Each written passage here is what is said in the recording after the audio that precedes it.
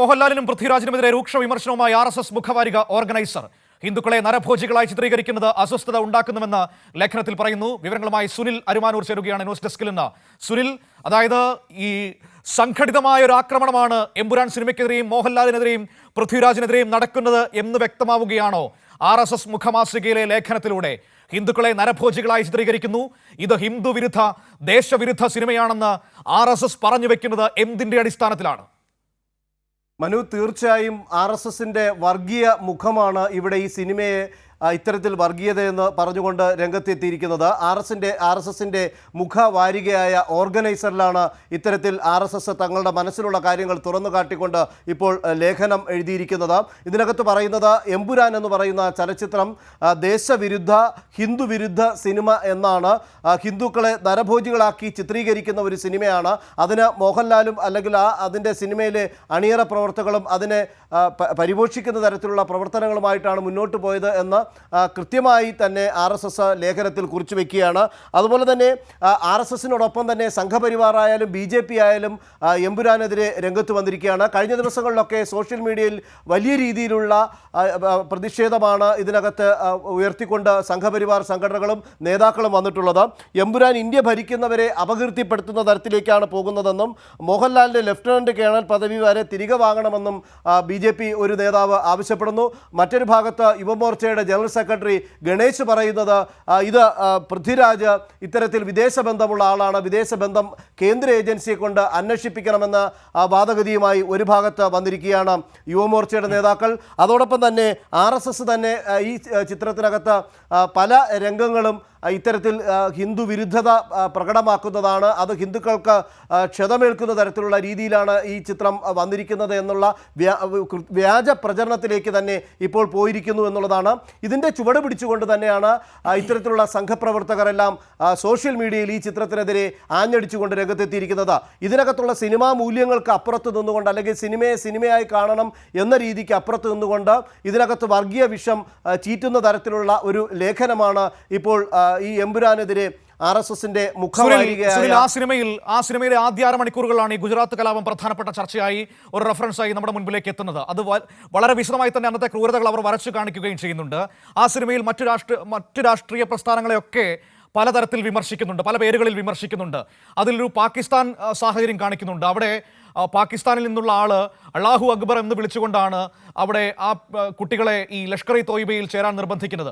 അങ്ങനെയുള്ള ഒരു ഭാഗത്തിനെതിരെയും വിമർശനം വരാതെ ഈ ഗുജറാത്ത് കലാപത്തെക്കുറിച്ച് പറയുന്ന ഭാഗത്തേക്ക് മാത്രം വിമർശനം കേന്ദ്രീകരിക്കുമ്പോൾ, അതായത് ആ ഭാഗം കൃത്യമായി കൊള്ളേണ്ട ഇടത്ത് കൊണ്ടിട്ടുണ്ട് എന്നല്ലേ മനസ്സിലാക്കുന്നത്? ഈ നാട്ടിലെ മനുഷ്യരിൽ നിന്ന് മറയ്ക്കാൻ ശ്രമിക്കുന്ന ഒരു വലിയ ചരിത്രം വീണ്ടും ഓർമ്മിപ്പിക്കുകയല്ലേ? തീർച്ചയായും അതാണ് ഈ സംഘപരിവാറിനെയും RSSനെയും ഇത്രയും പ്രകോപനപരമായ രീതിയിൽ ഈ ലേഖനം സൃഷ്ടിക്കുന്നതിന് വഴിവെച്ചത്. കാരണം ഈ ചിത്രം കാണുമ്പോൾ നമുക്കറിയാം, ആദ്യ ഹാഫിൽ ഇതിനകത്ത് ഓരോ രാഷ്ട്രീയ പാർട്ടികൾ ചെയ്തിട്ടുള്ള ചെയ്തികളെയൊക്കെ കൃത്യമായി തന്നെ അതിനകത്ത് പറയുന്നുണ്ട്. അത് അവർ ക്രിയേറ്റ് ചെയ്ത കാര്യമല്ല, അത് സിനിമാ പ്രവർത്തകർ അവരുടെ തൂലികയിൽ നിന്ന് പുതിയതായി ഒന്നും പറഞ്ഞു വയ്ക്കുന്നില്ല. ഈ സിനിമ കാണുന്നവർക്ക് വളരെ വ്യക്തമായി അറിയാം. അതിനകത്ത് നടന്നിട്ടുള്ള ഗുജറാത്ത് കലാപത്തെക്കുറിച്ചും അതിൻ്റെ ആ കലാപം എങ്ങനെയാണ് അവിടുത്തെ ജനങ്ങൾക്ക് ഉണ്ടായ പ്രശ്നങ്ങളെന്നും അതിൻ്റെ വളരെ പൈശാചികമായിട്ടുള്ള കാര്യങ്ങളാണ് വരുന്നത്. അതോടൊപ്പം തന്നെ മറ്റ് രാഷ്ട്രീയ പാർട്ടികളെയും അതിനകത്ത് ഓരോ ഡയലോഗിൽ അല്ലെങ്കിൽ സീനുകളിലൊക്കെ വിമർശിക്കുന്നുണ്ട്. അത് വളരെ വ്യക്തമായി തന്നെ ഒരു സിനിമയുടെ സൃഷ്ടിയായി തന്നെ അത് അവലംബിച്ചുകൊണ്ട് തന്നെയാണ് അത് വന്നിട്ടുള്ളത്. ഇത് സെൻസർ ബോർഡെല്ലാം കണ്ട് അതിനുശേഷമാണ് ഈ സിനിമ റിലീസ് ചെയ്തതെന്നുള്ളതും ഏറെ ശ്രദ്ധേയമാണ്. പക്ഷേ ഇതിനകത്ത് ഈ വിഷയത്തെ മാത്രം ചൂണ്ടിക്കാട്ടിക്കൊണ്ട് അതിനകത്ത് വർഗീയത പ്രചരിപ്പിച്ചുകൊണ്ട് അല്ലെങ്കിൽ അതിനെ ഈ സിനിമയെ വേറൊരു തരത്തിലേക്ക് കൊണ്ടുപോകാനാണ് ഈ സംഘപരിവാർ അതുപോലെ RSS ആയാലും BJP ആയാലും ഈ യുവമോർച്ച നേതാക്കൾ അടക്കം ശ്രമിച്ചുകൊണ്ടിരിക്കുന്നത് എന്നുള്ളതാണ് നമ്മളിപ്പോൾ കാണുന്നത്. അതിൻ്റെ ഔദ്യോഗികമായിട്ടുള്ള ഒരു ലേഖനമായി തന്നെയാണ് നമുക്കിപ്പോൾ RSSന്റെ ഈ ലേഖനത്തെ നമുക്ക് കാണേണ്ടി വരുന്നത്. ഈ ലേഖനത്തിനകത്ത് കൃത്യമായി ഇതിനെ മാത്രം അടർത്തിയെടുത്തുകൊണ്ട് ഇത് ഹിന്ദു വിരുദ്ധത, രാജ്യവിരുദ്ധത അല്ലെങ്കിൽ ദേശവിരുദ്ധത എന്നൊക്കെ പറഞ്ഞുകൊണ്ട് ഇതിനെ മറ്റൊരു തലത്തിലേക്ക് ചർച്ചയ്ക്ക് വിധേയമാക്കി സോഷ്യൽ മീഡിയയിൽ അല്ലെങ്കിൽ സിനിമാ പ്രേമികൾക്കിടയിൽ അല്ലെങ്കിൽ ജനങ്ങൾക്കിടയിലേക്ക് വഴിതിരിച്ചു വിടാനുള്ള ഒരു കൃത്യമായ അജണ്ടയാണ് ഇവിടെ RSS നടത്തിയിരിക്കുന്നത് എന്നുള്ളത് ഈ ലേഖനം ഓർഗനൈസറിനകത്ത് കൃത്യമായി നമുക്ക് മനസ്സിലാക്കാം അതിൻ്റെ ഓരോ വരികളിലൂടെ പോകുമ്പോൾ. അതുപോലെ തന്നെ യുവമോർച്ചയുടെ സംസ്ഥാന ജനറൽ സെക്രട്ടറിയായ ഗണേശ് പറയുന്നതും അത് തന്നെയാണ്. പൃഥ്വിരാജിൻ്റെ വിദേശ ബന്ധങ്ങൾ അന്വേഷിക്കണം, പൃഥ്വിരാജ് എമ്പുരാൻ ഒളിച്ചു കടത്തുന്നത് ദേശവിരുദ്ധതയാണ് എന്നാണ് അതിനകത്ത് പറയുന്നത്. അതുപോലെ കേന്ദ്രത്തിനെതിരെയാണ് ഇത് പറയുന്നത് എന്ന് പറയുന്നുണ്ട്.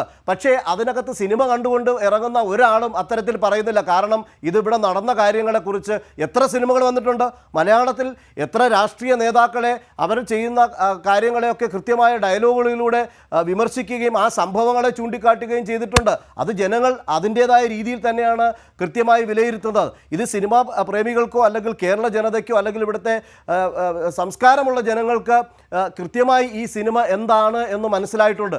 അതിനപ്പുറത്ത് നിന്നുകൊണ്ട് ഇതിനെ വർഗീയതയുടെ വിഷം ചീറ്റിക്കൊണ്ട് ഇതിനെ വേറൊരു തലത്തിലേക്ക് കൊണ്ടുപോകാനുള്ള കൃത്യമായ അജണ്ടയാണ് ഇവിടെ പ്രതിഫലിക്കുന്നത് എന്നുള്ളത് ഈ ലേഖനവും അല്ലെങ്കിൽ ഇതിനെ തുടർന്ന് ഈ സിനിമയെ ഇങ്ങനെ കൊണ്ടുപോകുന്നതെന്ന് നമുക്ക് മനസ്സിലാക്കാൻ സാധിക്കും. ഇതിനിടയിൽ തന്നെ നമുക്ക് മറ്റൊരു കാര്യം ഇതിനകത്ത് പറയുന്നതിൻ്റെ ഈ ചില BJP പ്രവർത്തകർ അല്ലെങ്കിൽ BJP നേതാക്കൾ എന്ന് പറഞ്ഞ സോഷ്യൽ മീഡിയയിൽ കൃത്യമായി ഇതിനകത്ത് ചില കുറിപ്പുകൾ ഇടുന്നുണ്ട്.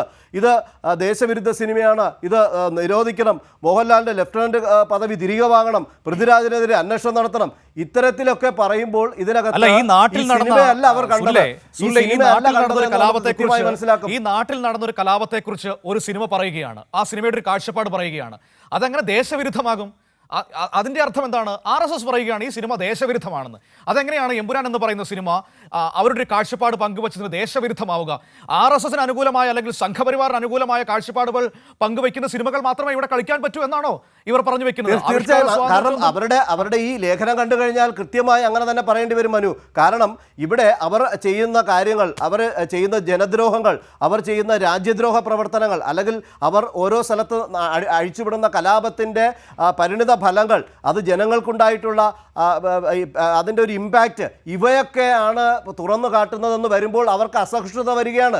അതാണ് ഇവരുടെ ഇത്തരം ലേഖനങ്ങളിലൂടെയും അല്ലെങ്കിൽ ഇത്തരത്തിലുള്ള സോഷ്യൽ മീഡിയയിലുള്ള ആക്രമണങ്ങളിൽ നിന്ന് മനസ്സിലാക്കാൻ സാധിക്കുന്നത്. ഇത് അവരെ പുകഴ്ത്തിക്കൊണ്ട് അല്ലെങ്കിൽ അവർ ചെയ്യുന്ന കാര്യങ്ങൾ നല്ലതാണ് അല്ലെങ്കിൽ ഈ ഗുജറാത്ത് കലാപം നല്ലതായിരുന്നു എന്ന് പറഞ്ഞിരുന്നെങ്കിൽ ഒരു ലേഖനവും വരില്ലായിരുന്നു.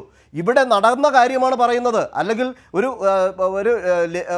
സിനിമാ പ്രവർത്തകൻ അല്ലെങ്കിൽ ഒരു സ്ക്രിപ്റ്റ് റൈറ്ററുടെ തൂലികയിൽ നിന്ന് ഇല്ലാത്ത കാര്യങ്ങളെ സൃഷ്ടിച്ചല്ല ചെയ്തിട്ടുള്ളത്. ഇവിടെ നടന്ന ഒരു സംഭവം നമുക്കറിയാം. സ്വാതന്ത്ര്യ സമരങ്ങളുമായി ബന്ധപ്പെട്ട കാര്യങ്ങൾ സിനിമയായിട്ടുണ്ട്, അല്ലെങ്കിൽ ഇന്ത്യൻ സ്വാതന്ത്ര്യ സമരത്തിൻ്റെ പല സമരങ്ങളെയും ആധികാരികമായി സിനിമ നടന്നിട്ടുണ്ട്. അതുപോലെ തന്നെ മറ്റ് കേരളത്തിൽ നടന്നിട്ടുള്ള പല രാഷ്ട്രീയ സംഘർഷങ്ങൾ ബേസ് ചെയ്തിട്ട് സിനിമ നടന്നിട്ടുണ്ട്, കലാപങ്ങൾ ബേസ് ചെയ്ത് സിനിമ നടന്നിട്ടുണ്ട്.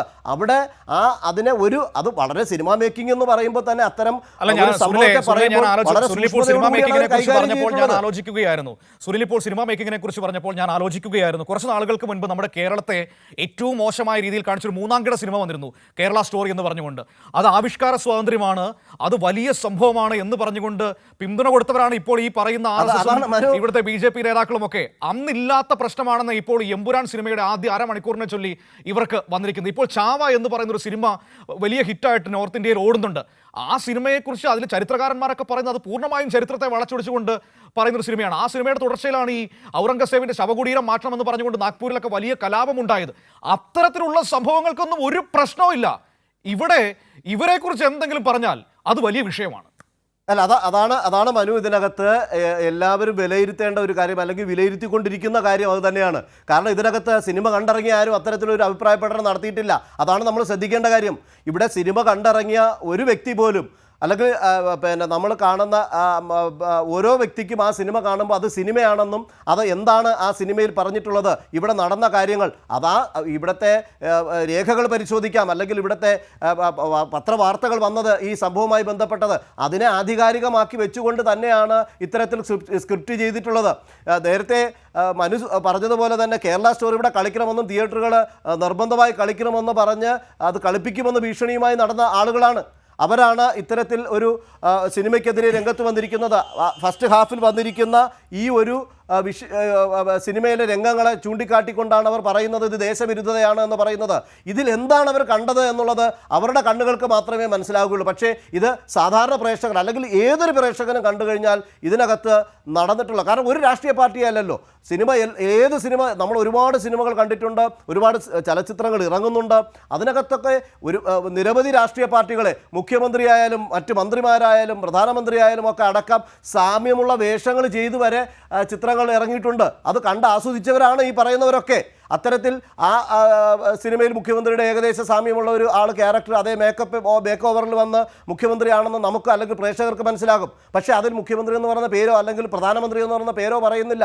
അപ്പോൾ അത്തരത്തിൽ വരുന്ന ഒരു സാഹചര്യത്തിൽ വിവിധ രാഷ്ട്രീയ പാർട്ടികളെ കൃത്യമായി അതിനകത്ത് പറയുന്നുണ്ട്. അത് സിനിമയുടെ കലാമൂല്യങ്ങൾ കൃത്യമായി സംരക്ഷിച്ചുകൊണ്ട് അത് കൃത്യമായ രീതിയിൽ തന്നെ അത് അവതരിപ്പിച്ചിട്ടുണ്ട്. പക്ഷേ ഇതിനകത്ത് തങ്ങൾക്കെതിരെ അല്ലെങ്കിൽ തങ്ങൾ നടത്തിയിട്ടുള്ള ചെയ്തികൾ ജനങ്ങൾ അറിയരുത്, അതിൽ വളരെ ക്രൂരമായ രംഗങ്ങൾ ആരും അറിയരുത്, അത് ഉടൻ നിരോധിക്കണം അല്ലെങ്കിൽ അത് മാറണം, അത് ഉടൻ ദേശവിരുദ്ധതയാണ് ഉടൻ എന്ന് പറഞ്ഞുകൊണ്ടുള്ള രീതിയിലുള്ള പ്രചരണമാണ് നടക്കുന്നതെന്ന് നമുക്ക് മനസ്സിലാക്കാൻ സാധിക്കുന്നത്. അതാണ് ഇവിടെ സുനിൽ എടുത്തു പറയേണ്ട ഒരു കാര്യമുണ്ട്. ഇവിടെ സംഘപരിവാറിന് മലയാളികളെ കുറിച്ച് വലിയ ധാരണയില്ല എന്ന് തോന്നുന്നു. കാരണം നോക്കൂ, ഇവിടെ ഈ സിനിമയ്ക്ക് ഇവർ റിലീസിന്റെ ആദ്യ ഷോ കഴിഞ്ഞത് മുതൽ വലിയ ബഹിഷ്കരണ ആഹ്വാനങ്ങളാണ് സോഷ്യൽ മീഡിയയിൽ. ഇവർ ടിക്കറ്റ് ക്യാൻസൽ ചെയ്യുന്ന ഫോട്ടോ എടുത്തു, അങ്ങനെ ഒരുപാട് കാര്യങ്ങൾ ചെയ്തുകൊണ്ടിരിക്കുകയാണ്. പക്ഷേ പടം പോകുന്ന പോക്ക് കണ്ടോ, പടം പോകുന്ന വഴി കണ്ടോ, ഏത് ഹിറ്റിലേക്കാണ് ഇത് പോകുന്നത്? 2 ദിവസം തികയുന്നതിന് മുമ്പ് 100 കോടി കിടക്കുക, ഇനിയിപ്പോൾ 200 കോടിയിലേക്ക് അടുത്ത മണിക്കൂറുകളിൽ ആ പടം കയറാൻ വേണ്ടി പോവുക. അതായത് ഇവരെന്ത് ബഹിഷ്കരിക്കണമെന്ന് ആഹ്വാനം ചെയ്താലും അത് ഏറ്റെടുത്ത് വിജയിപ്പിക്കുന്ന മലയാളിയുടെ ഒരു പൊതു രാഷ്ട്രീയ ബോധ്യത്തെ വില കുറച്ച് കാണുകയാണ് ഇവിടെ ഈ ഓർഗനൈസറിന്റെ ലേഖനമൊക്കെ, അതല്ലെങ്കിൽ സംഘപരിവാറിന്റെ ബഹിഷ്കരണ ആഹ്വാനമൊക്കെ. അതാണ് മനു, 48 മണിക്കൂറുകളിൽ 100 കോടി ക്ലബിൽ കയറി അതിനകത്ത് അണിയറ പ്രവർത്തകരൊക്കെ ഇപ്പോൾ നന്ദി വരെ രേഖപ്പെടുത്തിക്കൊണ്ട് ഔദ്യോഗികമായി രംഗത്തെത്തിയിരിക്കുകയാണ്. ഇവിടുത്തെ ജനങ്ങൾക്ക് കൃത്യമായി അറിയാം സിനിമ എന്താണ്, രാഷ്ട്രീയം എന്താണ്, രാഷ്ട്രീയമായ നിലപാടുകൾ എന്താണ്, വർഗീയത എന്താണ് എന്നൊക്കെ കൃത്യമായി ജനങ്ങൾക്ക് മനസ്സിലാക്കാനും തിരിച്ചറിയാനുമുള്ള വിവേകവും അറിവും ബുദ്ധിയുമൊക്കെ ഉള്ള ആളുകളാണ് കേരളത്തിലെ ജനങ്ങൾ.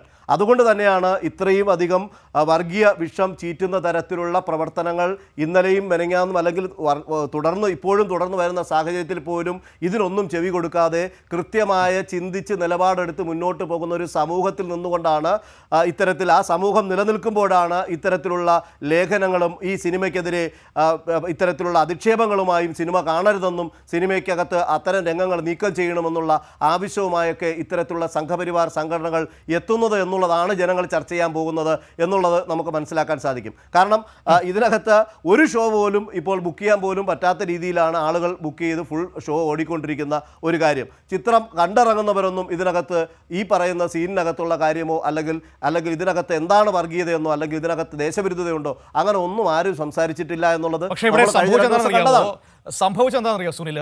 അതായത് നമ്മൾ ഈ ഗുജറാത്ത് കലാപം നടന്നിട്ടില്ല എന്ന രീതിയിലേക്ക് ഒരു ചരിത്രം നിർമ്മിച്ചെടുക്കുന്ന തിരക്കിലാണ് ഇവിടെ സംഘപരിവാർ. അങ്ങനെ ഒരു സംഭവമേ ഉണ്ടായിട്ടില്ല എന്ന രീതിയിലാണ് ഇന്നത്തെ തലമുറയോട് ചോദിച്ചാൽ അവർക്ക് പലർക്കും അറിയില്ല അതിനെക്കുറിച്ച്.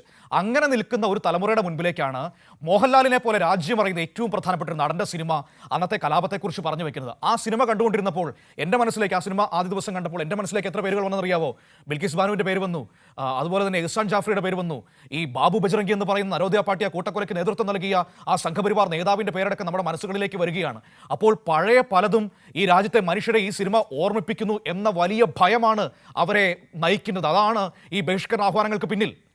BJP RSS കൂട്ടുകെട്ടിൽ ഭരിക്കുന്ന അല്ലെങ്കിൽ BJP ഭരിക്കുന്ന സംഘപരിവാറിൻ്റെ സ്വാധീനമുള്ള പല സംസ്ഥാനങ്ങളിലും നടക്കുന്ന ഹീനമായ പ്രവർത്തികൾ, ഇത്തരത്തിലുള്ള ഭീകരാക്രമണങ്ങൾ അല്ലെങ്കിൽ ഇത്തരത്തിലുള്ള വർഗീയതയുടെ ബേസിൽ നടക്കുന്ന ക്രൂരകൃത്യങ്ങളൊക്കെ ജനങ്ങൾ അറിയുന്നതിലുള്ള ഒരു അസഹിഷ്ണുതയും അതിനകത്ത് അവർക്ക് അതിലുണ്ടാകുന്ന ഒരു ബുദ്ധിമുട്ടും തന്നെയാണ് ഈ ലേഖനത്തിൽ പ്രതിഫലിക്കുന്നതെന്നുള്ളത് കൃത്യമായി ജനങ്ങൾ വായിച്ചെടുക്കും. അത് കൃത്യമായി ഞാൻ നേരത്തെ സൂചിപ്പിച്ച പോലെ തന്നെ വിവേകമുള്ള ഒരു ജനതയ്ക്ക് മുന്നിലാണ് ഇത്തരത്തിലുള്ള ലേഖനങ്ങളുമായി എത്തുന്നതെന്നുള്ളത് ഇവർ ചിലപ്പോൾ മറന്നുപോയിട്ടുണ്ടാവാം. അപ്പോൾ ഇതിനകത്ത് ഈ പറയുന്ന ഗുജറാത്ത് കലാപം ഇല്ലാത്ത ഒരു സംഭവമല്ലല്ലോ. ഇവിടെ ഗുജറാത്ത് കലാപം എന്തായിരുന്നു എന്നുള്ളതും ആ കലാപം എങ്ങനെയാണ് നടന്നെന്നുള്ളതും അവിടെ എന്തൊക്കെയാണ് ക്രൂരത അരങ്ങേറിയെന്നുള്ളതും ഇവിടെ ജനങ്ങൾ കണ്ട കാര്യങ്ങളാണ്. അത് പുതിയൊരു സമൂഹം, അതറിയാത്തൊരു സമൂഹം അറിയുന്നതിൽ അവർക്ക് വന്നിട്ടുള്ള ഒരു എന്താ പറയുന്നത്, അതിനകത്ത് മനസ്സിനകത്ത് വന്നിട്ടുള്ള അവർക്ക് അതിനകത്ത് ഇത് അറിഞ്ഞു പോയല്ലോ, അറിഞ്ഞാൽ ഞങ്ങൾ ഇങ്ങനെയാണല്ലോ എന്ന് തെറ്റിദ്ധരിച്ചു പോയോ എന്നൊക്കെയുള്ള അവർക്കുള്ള ഭീതിയാണ് ഇവിടെ ഈ ലേഖനങ്ങളിലൂടെയും അല്ലെങ്കിൽ ഈ സിനിമയ്ക്കെതിരെ പ്രതിഷേധവുമായി അല്ലെങ്കിൽ അത് കാണരുതെന്നും അത് നിങ്ങളിനി കാണാൻ പോകരുതെന്നും ഒക്കെ പറഞ്ഞുകൊണ്ട് രംഗത്തെത്തുന്നത് എന്നുള്ളത് വളരെ വ്യക്തമായി നമുക്ക് മനസ്സിലാക്കാൻ സാധിക്കും. പക്ഷേ ഇതിനൊക്കെ ഓവർകം ചെയ്തുകൊണ്ട് തന്നെയാണ് സിനിമ മുന്നോട്ട് പോകുന്നത്. സിനിമയ്ക്ക് സിനിമയുടേതായിട്ടുള്ള കാര്യങ്ങൾ അതനുസരിച്ച് അവർ നിർമ്മിച്ച് അവർ പുറത്തിറക്കി അത് കൃത്യമായി വിലയിരുത്തി മുന്നോട്ട് പോകുന്നുണ്ട്. പക്ഷേ ഇവിടെ നമ്മുടെ ഈ കേരള സംസ്ഥാനത്തായാലും ഇവിടെ ഈ സിനിമ പ്രേമികൾ അല്ലെങ്കിൽ സിനിമയെ സ്നേഹിക്കുന്ന സിനിമാ പ്രേക്ഷകർക്കൊക്കെ കൃത്യമായി കാര്യങ്ങൾ ചിന്തിച്ചെടുത്ത് അത് അവലോകനം ചെയ്യാനുള്ള കൃത്യമായ ബുദ്ധി ഉണ്ട്, അതനുസരിച്ച് തന്നെയാണ് ഇതിനെ അവർ കാണുമെന്നുള്ളത് നമുക്ക് മനസ്സിലാക്കാൻ സാധിക്കും. അല്ല, അതാണ് നമുക്ക് ആ ബുക്കിങ്ങുകളിലൊക്കെ കാണാൻ കഴിയുന്നത്. ഇപ്പോൾ സുനിൽ പറഞ്ഞതുപോലെ ഇപ്പോൾ ഞാനിപ്പോൾ കുറച്ച് ആളുകളോട് സംസാരിക്കുമ്പോൾ പറഞ്ഞാൽ സിനിമ അധികം കാണാൻ അങ്ങനെ താല്പര്യമില്ലാത്ത മനുഷ്യരൊക്കെ ഉണ്ട്. പക്ഷേ അവർ പോലും നേരത്തെ അശോകൻ ചെരുവിൽ പറഞ്ഞില്ലേ, അങ്ങനെ കാണണമെന്ന് ആഗ്രഹിച്ചുകൊണ്ടിരുന്ന ഒരു സിനിമയായിരുന്നില്ല എമ്പുരാൻ. കാരണം അദ്ദേഹത്തിൻ്റെ ടേസ്റ്റിന് അനുസരിച്ചൊരു പടമല്ല എന്നൊരു ചിന്തയിലായിരുന്നു. പക്ഷേ ഇങ്ങനെയൊരു രാഷ്ട്രീയ സാഹചര്യം ആ സിനിമയ്ക്കുണ്ടെങ്കിൽ അതിന് കണ്ടേ തീരൂ, അത് ഉറപ്പായിട്ടും കണ്ടിരിക്കുമെന്ന് അശോകൻ ചെരുവിൽ നമ്മളോട് പറയുന്നുണ്ടായിരുന്നു. അതുപോലെ മനസ്സ് പങ്കുവയ്ക്കുന്ന ഒരുപാട് ആളുകളുണ്ട്. ഇനി ഈ സിനിമ കണ്ടേ തീരൂ എന്ന ചിന്തയിൽ എത്രയോ ആളുകളാണ് തിയേറ്ററുകളിലേക്ക് വരുന്നത്. അതാണ് ഇപ്പോൾ നമ്മൾ ബുക്കിംഗ് സൈറ്റുകളൊക്കെ എടുക്കുകയാണെങ്കിൽ ഇപ്പോഴും ക്രാഷാണ്, കിട്ടുന്നില്ല, സൈറ്റ് പോലും കിട്ടുന്നില്ല. ആ രീതിയിൽ തിരക്ക് അനുഭവപ്പെട്ടുകൊണ്ടിരിക്കുകയാണ്. ഇവർ സത്യത്തിൽ വലിയ അബദ്ധത്തിലേക്കാണ് ഇവിടെ സംഘപരിവാർ ചെന്ന് വീണിരിക്കുന്നതെന്ന് നമുക്ക് പറയേണ്ടി വരും. കാരണം ആ സിനിമ കൂടുതൽ മനുഷ്യരിലേക്ക് എത്തുകയാണ്. ഇവരുടെ ഈ ബഹിഷ്കരണ ആഹ്വാനത്തിലൂടെ കൂടുതൽ ആളുകൾ അത് കാണാൻ താല്പര്യപ്പെട്ട് മുന്നോട്ട് വരികയും ചെയ്യുകയാണ്. സിനിമയുടെ നിർമ്മാതാക്കളെ സംബന്ധിച്ച് അവരുടെ പെട്ടിയിലേക്ക് അവർക്ക് മുടക്കുമുതലും കഴിഞ്ഞുള്ള ഹിറ്റിലേക്ക് ആ പടം പോകുന്നു. അപ്പോൾ ആ രീതിയിൽ സംഘപരിവാർ കാണിച്ച അബദ്ധം മറുഭാഗത്ത് വലിയ നേട്ടമായി മാറുകയാണ്. തീർച്ചയായും മനു, അതാണ് ഇവിടെ കൃത്യമായി കാര്യങ്ങൾ, അതാണ് വസ്തുത. ഏതാണ് വസ്തുതകളിൽ നിന്ന് നമുക്ക് ഒരിക്കലും ഒളിച്ചോടാൻ പറ്റില്ല. ഈ ലേഖനം എഴുതിയവർക്കോ അല്ലെങ്കിൽ BJPക്കോ സംഘപരിവാറിനോ യുവമോർച്ച നേതാക്കൾക്കോ ഒന്നും ഒളിച്ചോടാൻ കഴിയില്ല. പക്ഷേ അവർ പ്രകടമാക്കിയത് അവരുടെ മനസ്സിനകത്തുള്ള വിഷം പുറത്തേക്ക് വന്നു, അത് കൃത്യമായി അവർ പ്രകടമാക്കി എന്നുള്ളത് മാത്രമാണ് ഈ ലേഖനത്തിനകത്ത് ഈ ലേഖനം വായിക്കുന്ന ഓരോരുത്തർക്ക് അത് മനസ്സിലാക്കാൻ സാധിക്കുന്നത്. ഇതിപ്പോൾ മോഹൻലാലും പൃഥ്വിരാജും ആയതുകൊണ്ട് ഇങ്ങനെ നിന്നു എന്ന് പറയാം. മറ്റേതെങ്കിലും നടനായിരുന്നു എങ്കിൽ ഇവിടെ ഇതിനേക്കാൾ വലിയ വിപ്ലവം സൃഷ്ടിച്ചേനെ ഈ ചിത്രം. അല്ലെങ്കിൽ അത് മതത്തെയും അല്ലെങ്കിൽ ജാതിയെയൊക്കെ കൂട്ടിച്ചേർത്തുകൊണ്ട് വർഗീയത കുറച്ചുകൂടെ ഭണം പിളർത്തി രംഗത്ത് വരുന്ന കാഴ്ചയായിരിക്കും നമുക്ക് കാണേണ്ടി വന്നിരുന്നത്. പക്ഷേ അതിൽ നമുക്കിപ്പോൾ ആശ്വസിക്കാം, അത് മോഹൻലാലും പൃഥ്വിരാജും ഒക്കെ ആയതുകൊണ്ട് ഇത്രയും മയപ്പെടുത്തിക്കൊണ്ട് തന്നെ ഇവർ ലേഖനം എഴുതി എന്നുള്ളത് കൊണ്ട് ആ രീതിയിൽ അപ്പോൾ ആ ഒരു കാഴ്ചപ്പാട് അതിനകത്ത് ഒളിഞ്ഞിരിക്കുന്നു എന്നുള്ളത് നമുക്ക് പറയേണ്ടി വരും. കാരണം ഇതിനകത്ത് ഉള്ള വസ്തുതപരമായിട്ടുള്ള കാര്യങ്ങൾ ഇവിടുത്തെ സിനിമ കണ്ടിട്ടുള്ളവർക്ക് അല്ലെങ്കിൽ കാണാൻ പോകുന്നവർക്ക് അത് കൃത്യമായി കണ്ടു കഴിയുമ്പോൾ മനസ്സിലാകും ഈ സിനിമയിൽ എന്താണ് സിനിമയിലെ അണിയറ പ്രവർത്തകർ പറഞ്ഞിട്ടുള്ളത്, അല്ലെങ്കിൽ എന്തായിരുന്നു ഇതിലെ ആ സീനിനകത്ത് പറയുന്നത്. അവരെന്തെങ്കിലും ക്രിയേറ്റീവായിട്ട് ചെയ്തിട്ടുണ്ടോ, അല്ലെങ്കിൽ അവർ എന്തെങ്കിലും മോശമാക്കി പറഞ്ഞിട്ടുണ്ടോ, ഇല്ലാത്ത കാര്യങ്ങൾ പറഞ്ഞിട്ടുണ്ടോ എന്നുള്ളത് കൃത്യമായി മനസ്സിലാക്കുന്ന കാര്യം തന്നെയാണ്. അതുകൊണ്ട് ഇത്തരത്തിനെതിരെ കൂടുതൽ എനിക്ക് തോന്നുന്നു കൂടുതൽ വിമർശനങ്ങൾ വരുന്നു, അല്ലെങ്കിൽ കൂടുതൽ ഇത്തരം ലേഖനങ്ങൾ വരുന്നത് ഈ സിനിമയ്ക്ക് തന്നെ ഏറ്റവും ഗുണകരമായി മാറുമെന്നുള്ള തരത്തിലേക്ക് പോകുന്നു. ഞാൻ പറഞ്ഞതാണ് ഇവർ ചെയ്ത വലിയ അബദ്ധമാണ് സത്യത്തിൽ. ഇപ്പോൾ കോടികൾ കളക്ഷൻ കൂടിക്കൊണ്ടിരിക്കുന്നു. സിനിമ നേരത്തെ പറഞ്ഞ പോലെ അശോകൻ ചെരുവിനെ പോലെയുള്ള ആളുകൾ പോലും സിനിമ അല്ലെങ്കിൽ കാണാൻ ആഗ്രഹിക്കാത്ത അങ്ങനെ ഉണ്ടോ? അപ്പോൾ ഇതിനെക്കുറിച്ച് അറിയണം. അല്ലെങ്കിൽ ഒരു ഹിസ്റ്ററി പഠിക്കുന്ന ഒരു സ്റ്റുഡൻറ്റിന്, അല്ലെങ്കിൽ ചരിത്രത്തിലേക്ക് എത്തി നോക്കുന്ന ഒരാളിന്, കേരള രാഷ്ട്രീയത്തിലേക്ക് എത്തി നോക്കുന്ന, അല്ലെങ്കിൽ കേന്ദ്ര രാഷ്ട്രീയത്തിലേക്ക്, അല്ലെങ്കിൽ ഓരോ രാഷ്ട്രീയ പാർട്ടികളുടെ അവരുടെ പ്രവർത്തനങ്ങളിലേക്ക് നോക്കുന്ന ആളുകൾക്ക് ഇത് കാണാൻ ആഗ്രഹമുണ്ട്. അവർ പോയി കാണും, കൃത്യമായി കാണും, കണ്ട് അവർ കൃത്യമായി വിലയിരുത്തും. അവരാണ് പ്രതികരിക്കേണ്ടത്. ആ പ്രേക്ഷകനാണ് പ്രതികരിക്കേണ്ടത്. ഇതിനകത്ത് എന്തെങ്കിലും ഉണ്ടോ, അല്ലെങ്കിൽ ഇത് കലാമൂല്യം ഉണ്ടോ, അല്ലെങ്കിൽ ഇതിനകത്ത് എന്താണ് അവർ ഈ പറയുന്നതിൽ എന്തെങ്കിലും വസ്തുതയുണ്ടോ എന്നുള്ളത്. അതാണ് നമ്മൾ പറയുന്നത്. കണ്ടവർക്കറിയാം അതിനകത്ത് യാതൊരു തരത്തിലുള്ള വസ്തുതയും ഇല്ലാത്ത ആരോപണങ്ങളും, അല്ലെങ്കിൽ പിന്നെ ഇല്ലാത്ത ദേശവിരുദ്ധ ദ്രോഹിച്ചു എന്നൊക്കെ പറഞ്ഞ് വരുമ്പോൾ അതിനകത്ത് കൃത്യമായി എമ്പുരാൻ മുന്നോട്ട് വയ്ക്കുന്നത് എന്താണെന്ന് ഓരോ പ്രേക്ഷകരും മനസ്സിലാക്കാൻ സാധിക്കും. മനു, തീർച്ചയായും സുല്ലേ, ഇതിൻ്റെ കുറേ രസകരമായ കാര്യങ്ങളുണ്ട് കേട്ടോ. ഇതിൻ്റെ ഈ വിഷയങ്ങൾ പറഞ്ഞു പോകുന്നതിനോടൊപ്പം തന്നെ നോക്കണം, ഈ സിനിമ റിലീസായ ദിവസം BJP അനുകൂല മാധ്യമം രാവിലെ പോസ്റ്റ് ചെയ്യുകയാണ്. അതായത് ചരിത്രം കുറിക്കാൻ എമ്പുരാൻ രാവിലെ 5:30 മുതൽ തത്സമയ കവറേജ് എന്ന് പറഞ്ഞുകൊണ്ട് പോസ്റ്റ് ചെയ്യുകയാണ്. വലിയ കാടൊക്കെ വരികയാണ്. അങ്ങനെ ചരിത്രം കുറിക്കാൻ വന്ന എമ്പുരാനെ രാവിലെ മുതൽ വലിയ ആഘോഷത്തോടെ കൊണ്ടു നടക്കുന്നു. പടം തുടങ്ങിക്കഴിഞ്ഞപ്പോഴാണ് മനസ്സിലാകുന്നത് ചരിത്രം കുറിക്കാനല്ല, ചരിത്രം പഠിപ്പിക്കാനാണ് എമ്പുരാൻ വന്നിരിക്കുന്നതെന്ന് പടം തുടങ്ങിയപ്പോഴാണ് ഇവർക്ക് മനസ്സിലാകുന്നത്. ഇവർ വിചാരിച്ചിരുന്നത് എന്താണ്, എമ്പുരാൻ എന്നൊക്കെ പറയുമ്പോൾ വലിയൊരു തമ്പുരാൻ്റെ കഥയായിരിക്കാം, അല്ലെങ്കിൽ ആ രീതിയിൽ അമാനുഷികത കാണിക്കുന്ന ഒരു പ്ലോട്ടാണ് എന്ന രീതിയിലാണ് ഇവരൊക്കെ പോയത്. സംഭവം അവിടെ ചെന്നപ്പോഴാണ് പണിപാളിയത്. മിനിമം ഏതെങ്കിലും ഒരു കമ്മ്യൂണിസ്റ്റുകാരനോ, അതല്ലെങ്കിൽ ഒരു മുസ്ലിം നാമധാരിയോ, അതല്ലെങ്കിൽ പരമാവധി നെഹ്റു ഒക്കെ ആയിരിക്കും വില്ലൻ എന്ന് പറഞ്ഞിരിക്കുന്നവരുടെ മുൻപിലേക്കാണ് ഗുജറാത്ത് കലാപത്തിലെ കഥയാണ്, ഗുജറാത്ത് കലാപത്തിന് പിന്നിൽ നിന്നവരാണ് വില്ലൻ എന്ന സത്യം പുറത്തേക്ക് വരുന്നത്. അതാണ് ചരിത്രം. അതായത് ചരിത്രം എന്താണ് എന്ന് അന്വേഷിക്കുന്നവർക്ക്, അല്ലെങ്കിൽ ചരിത്രത്തിലെ യാഥാർത്ഥ്യത്തെക്കുറിച്ച് അന്വേഷിക്കുന്നവർക്ക് അത് പറഞ്ഞു കൊടുക്കുകയാണ് ഈ എമ്പുരാൻ എന്ന് പറയുന്നത്. അപ്പോൾ അത് മനസ്സിലാക്കിയപ്പോൾ അവർക്ക് അതിനകത്ത് കൃത്യമായി മനസ്സിലായി, ഞങ്ങൾക്കിത് മനസ്സിലായി. അപ്പോൾ ജനങ്ങളെല്ലാം ഇത് മനസ്സിലാക്കാൻ പോവുകയാണ്. അല്ലെങ്കിൽ സിനിമ കാണുന്ന, അല്ലെങ്കിൽ യുവാക്കളാണല്ലോ കൂടുതലും, യുവജനതയാണ് ആദ്യത്തെ ഈ 3 ദിവസങ്ങളിലായിട്ടുള്ള നമ്മൾ തിയേറ്ററുകൾ നോക്കിയാൽ കഴിഞ്ഞാൽ യുവജനങ്ങളാണ് കൂടുതലായി റിലീസിൻ്റെ അന്ന് മുതൽ ആദ്യ ഷോ മുതലായാലും കൃത്യമായി ഫുള്ളായി ആ പടം കണ്ട് ആസ്വദിച്ച് ഇറങ്ങുന്നവർ. അതിനപ്പുറത്ത് നിന്നുകൊണ്ട് ഫാമിലി എൻ്റർടൈനറിലേക്ക് ഇനിയിപ്പോൾ വരുന്ന ദിവസങ്ങളിലെല്ലാം ഫാമിലി വരുന്നു. കാരണം സ്കൂളൊക്കെ പരീക്ഷയെല്ലാം കഴിഞ്ഞു, സ്കൂൾ അവധിക്ക് പോകുന്നു, പോയി. അപ്പോൾ അതിനനുസരിച്ച് ഇനി വരുന്നത് കൂടുതൽ ഫാമിലി ടീമുകളാണ്. അപ്പോൾ ഇവരൊക്കെ കണ്ടിറങ്ങുമ്പോൾ ഇതിനകത്ത് സത്യം മനസ്സിലാവുമല്ലോ. കാരണം നാളെ പോയി നിന്ന് പറയാൻ പറ്റില്ലല്ലോ ഗുജറാത്തിൽ നടന്ന കലാപം ഇങ്ങനെ ആയിരുന്നു എന്ന് പറയുമ്പോൾ ജനങ്ങൾ പറയും അങ്ങനെ അല്ലല്ലോ, ഇങ്ങനെ ഒക്കെ അല്ലേ നിങ്ങൾ ചെയ്തത് എന്നുള്ള അവരുടെ വളരെ ക്രൂരമായ ചെയ്തികൾ മനസ്സിലാക്കി കളഞ്ഞല്ലോ എന്നുള്ളതാണ് അതിനകത്ത് വരുന്നത്. അതുപോലെ തന്നെ മനു മറ്റൊരു കാര്യം പറയുന്നത്, ഈ സിനിമയുമായി ബന്ധപ്പെട്ട് നിൽക്കുമ്പോൾ തന്നെ ആദ്യം തന്നെ പല സംഘപരിവാർ മാധ്യമങ്ങളൊക്കെ വളരെ കൊട്ടിഘോഷിക്കുകയും പിന്നീട് അത് അബദ്ധമായി എന്ന് പറഞ്ഞിട്ട് അത് വിട്ടുകിടയും. ഇന്ന് തന്നെ നമ്മൾ നോക്കിയാൽ ഈ വാർത്ത തന്നെ പല സംഘപരിവാർ മാധ്യമങ്ങളുമൊക്കെ കണ്ടില്ല എന്നടിച്ചിരിക്കുകയാണ്. കാരണം ഇത്രയും വലിയൊരു ഔദ്യോഗികമായിട്ടുള്ള പ്രഖ്യാപനം തന്നെയാണല്ലോ RSSന്റെ ലേഖനം എന്ന് പറയുന്ന ഔദ്യോഗികമായിട്ടുള്ള ഒരു പ്രഖ്യാപനമായി തന്നെ കാണണം. നോക്കൂ, അതല്ല, ഈ മോഹൻലാലിനെ പോലെ ലോകമാദരിക്കുന്ന മലയാളത്തിന്റെ അഭിമാനമായ ഒരു മനുഷ്യന് നേരെ ഇത്രയും സൈബർ ആക്രമണം നടന്നിട്ട് അതിനെക്കുറിച്ച് ഒരു മണിക്കൂർ ചർച്ച നടത്താൻ നമ്മുടെ ചില മാധ്യമങ്ങൾക്ക് സമയം കിട്ടുന്നില്ല എന്ന് പറയുമ്പോൾ നോക്കൂ, ഈ മാധ്യമങ്ങളെയൊക്കെ നിയന്ത്രിക്കുന്നത് ഏത് സംവിധാനമാണെന്ന് മനസ്സിലായില്ലേ? കൃത്യമല്ലേ?